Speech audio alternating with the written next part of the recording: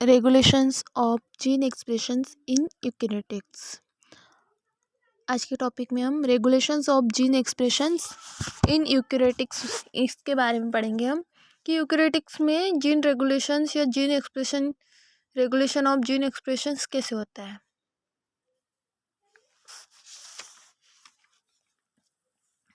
जो eukaryotic sales है वो मल्टीसेलुलर जीवधारियों में डिविजन्स ऑफ लेबर यानी कि जो श्रम विभाजन है के लिए कोशिकाओं के समूह ये आपस में एक दूसरे से सहयोग करते हैं।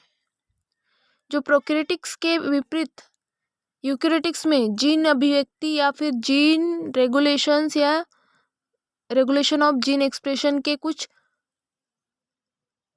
एडिशनल और स्पेसिफिक तरीकों की आवश्यकता होती है। जो क्या करते हैं वे जो अंगों के रूप में या ऑर्गन्स के रूप में संगठित होने में सक्षम बनाते हैं। जो एक कोशिका को किसी कार्य विशेष करने की क्षमता प्रदान करने तथा कोशिकाओं के समूह को ऊतक व अंगों के रूप में संगठित होने में सक्षम बनाते हैं। जो यूकेरियोटिक्स है इसमें हम जानते हैं कि जो डीएनए है वह डीएनए रेप्लिकेशंस, ट्रांसक्रिप्शंस, ट्रांसलेशंस प्रोकैरियोटिक्स की अपेक्षा जटिल होते हैं यूकेरियोटिक्स में। तो जो ये जटिलता है यह भी यूकेरियोटिक्स में जीन नियमन के अतिरिक्त अवसर व तरीकों प्रदान करने में सहायक होती है। अगर हम सरल शब्दों में इसे कहें तो हम यूँ कह सकते हैं कि जो यूकेरियोटिक्स है वो जीवधारियों में एक ही जीन को अलग अलग कोशिकाओं में अलग अलग तरीके से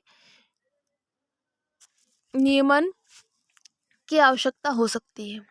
अर्थात जो यूकेरियोटिक्स है यूकेरियोटिक्स में जीन नियमन, जीन एक्सप्रेशन या gene regulation of gene expression ये क्या होता है, जटिल होता है।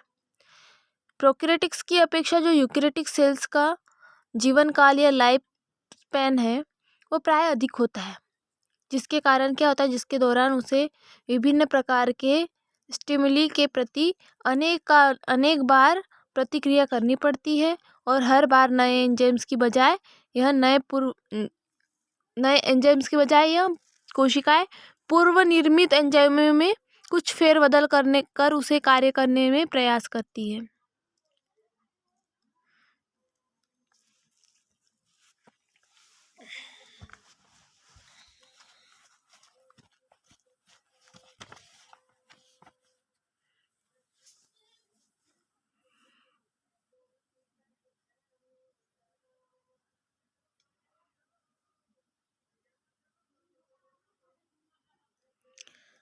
जो मल्टीसेलुलर यूकेरियोटिक्स है इनके एक्सप्रेशन या रेगुलेशन ऑफ जीन एक्सप्रेशन में प्रत्येक ऊतक में कोशिकाओं के प्रकार और उसके कार्य की विशिष्टता पर ये विशेष बल दिया जाता है। जो प्रत्येक प्रकार की कोशिकाएं है इनमें कुछ जीन सक्रिय रहते हैं और कुछ जीन ऐसे होते हैं जिनका उपयोग कभी नहीं होता है। तो जिससे स्पष्ट होता है कि जो कोशिका है मल्टीसेलुलर कोशिका या जीवधारी है, मल्टीसेलुलर या बहुकोशिकीय जीवधारी, इनमें कोशिकीय सहयोग से लाभ कोशिका द्वारा असक्रिय जीनों यानी कि इनएक्टिव जीन व कुछ रसायनों को ढोने की मामूली से हानि से कहीं ज़्यादा होती है। अनेक जो प्रोकैरियोटिक जीन्स है के विपरीत जो अधिकांश यूकेरियोटिक जीन्स है इनमें क्या होता है, ऑपेरॉन जैसे कि ऑपरेन समूह ऑपरेन लाइक क्लस्टर्स के रूप में नहीं पाए जाते हैं। फिर भी प्रत्येक यूकेरियोटिक जीन्स में विशिष्ट रेगुलेटरी सीक्वेंस होते हैं जो क्या कहते हैं, ट्रांसक्रिप्शन के नियंत्रण के लिए आवश्यक होते हैं। यूकेरियोटिक्स में जो कॉन्स्टिट्यूटिव जीन्स है यानी कि संगठनात्मक जीन्स है इनकी अभिव्यक्ति हर समय होती रहती है। इन जीवधारियों में अधिक ताप, हैवी मेटल्स, वायरल इन्फेक्शंस जैसे पर्यावरणीय खतरों के प्रति इंड्यूसिबल जीन्स पाए जाते हैं यानी कि पर्यावरणीय खतरों के प्रति संवेदी प्रेरक योग्य भी पाए जाते हैं। जो बहुकोशिकीय जीवधारों में वृद्धि एवं विकास भी जटिल होगा और इनमें पाए जाने वाले कुछ जीन्स जीवधारियों के जीवन की विशेष प्रावस्था से ही प्रेरित होते हैं। इनका नियंत्रण टेम्पोरल रेगुलेशन मैकेनिज्म के अधीन होगा। अन्य जीन जो टिश्यू स्पेसिफिक रेगुलेशन के अधीन होते हैं। एग्जाम्पल के लिए हम ले लेते हैं कि किसी भी एंजाइम्स के निर्माण के लिए उत्तरदायी एक जीन किसी ऊतक विशेष में किसी एक उद्दीपन से दूसरे प्रकार के ऊतक में पूर्ण रूप से भिन्न दूसरे प्रकार के उद्दीपन तथा तीसरे ऊतक में सर्वदा भिन्न प्रकार के उद्दीपन से नियमित हो सकती है। ये हो गया, ये इसमें regulation of gene expression in eukaryotics के बारे में था। यहाँ आपको दिख रहा होगा stage in gene expression in eukaryotic cells. Eukaryotic cells में जीन एक्सप्रेशन की स्टेज, तो जो सिग्नल्स है वो क्या कर रहे हैं, क्रोमेटिन्स है, ये nucleus chromatin modifications, DNA unpacking involving histone acetylations and DNA demethylations. ये क्रोमेटिन का डीएनए में चेंजेस परिवर्तन होता है, फॉर्मेशन होता है, ये डबल स्ट्रैंडेड डीएनए है। फिर gene available for transcription, gene transcription के लिए अवेलेबल है। यहाँ पे जो डीएनए है, डीएनए से फिर एमआरएनए का फॉर्मेशन होता है या आरएनए का, तो ये प्रोसेस क्या कहलाती है, ट्रांसक्रिप्शन कहलाती है। अब ये जो डीएनए है वो आरएनए में चेंज होता है, तो इस तरह से स्ट्रक्चर बनता है। तो जो आरएनए है उसके जो गहरा पार्ट है ऐसे, इसको बोलते हैं एक्सॉन्स, और जो उभरा हुआ पार्ट है जो ऐसे रहेगा इसको कहेंगे हम एक्सॉन, और इस पार्ट को कहेंगे इंट्रॉन। मतलब यहाँ इसमें से एक्सॉन कौन और इंट्रॉन कौन, तो ये इंट्रॉन और ये एक्सॉन। फिर ये प्राइमरी ट्रांसक्रिप्शंस हो गया। फिर आरएनए की प्रोसेसिंग होगी तो एक टेल और कैप का निर्माण होगा, और एमआरएनए इन न्यूक्लियस।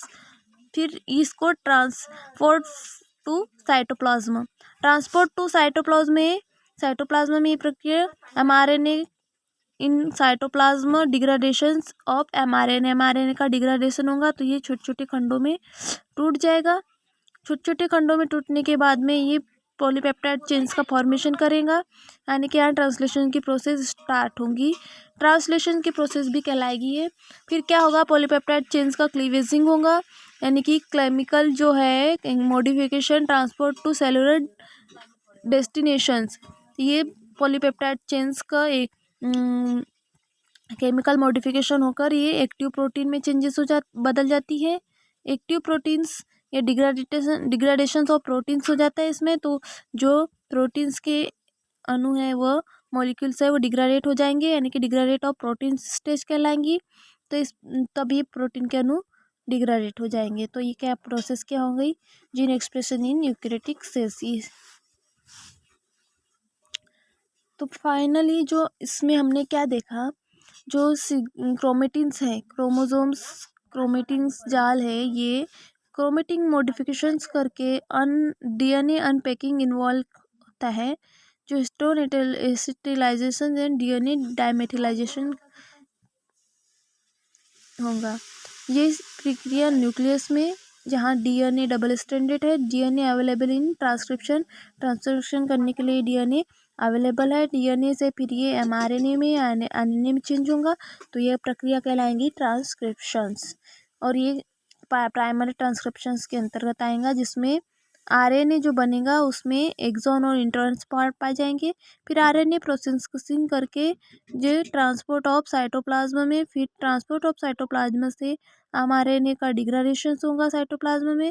फिर पॉलीपेप्टाइड चेन्स का फॉर्मेशन होगा, पॉलीपेप्टाइड चेन में क्लीवेजिंग होगी और एक्टिव प्रोटीन का फॉर्मेशन होगा।